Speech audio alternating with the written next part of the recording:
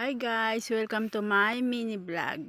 Ito po, ituturo ko po sa inyo kung paano po ito piliin. Ito po yung hide na galing doon sa gawaan ko. Ako po nagpili nito. Ngayon, isi-segregate po ito. Kukulay-kulayin. Madali lang naman po siya gawin. Papakita ko po sa inyo kung paano siya pinipili. Galing po tulong sa ginagawaan ko. Ito yung mga hidden po, tawag dito. Ito po siya, kukulay-kulayin lang. Tatanggalin po yung mga takip. Tapos yung kulay black. Alisin po siya, mga kulay black po. Lahat ng kulay black po, sama-sama din po sila. Ganyan po, mga kulay black. Ito naman po yung, tawag po dito is hidden white. Yan po, lahat siya ng white. Sinasama din. Tapos yung mga balatin po, binabalatan. Katulad po nito, binabalatan sila. Yung mga sa lotion, shampoo. Tinatanggalan po ng sticker. Yan po yung kulay pula. Hidden red.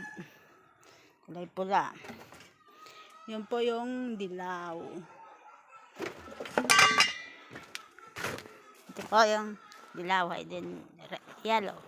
Ito na po yung kulay black po. Lahat po siya ng kulay black. Ito naman po yung kulay green. Ito yung mga takip guys. Tapos kukulay-kulayin din yan. Papakita ko din sa inyo kung paano yung ginagawa.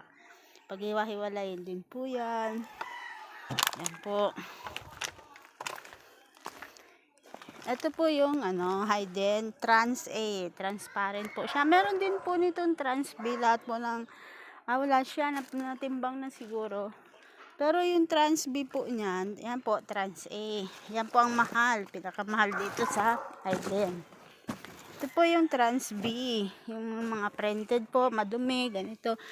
Pag madumi na po siya, tapos printed, ganito po yung mga printed po. Ganyan po, yung mga printed.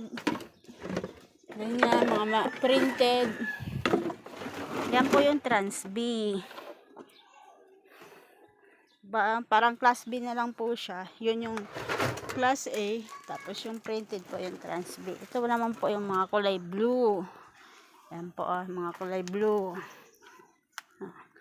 Lahat po siyang kulay blue. Violet. Dark blue. Sama-sama na po siya. Tulad po nito. Yan po.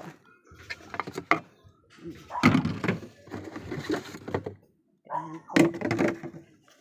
Yan po, madali lang naman po. Madali lang naman po pagpili.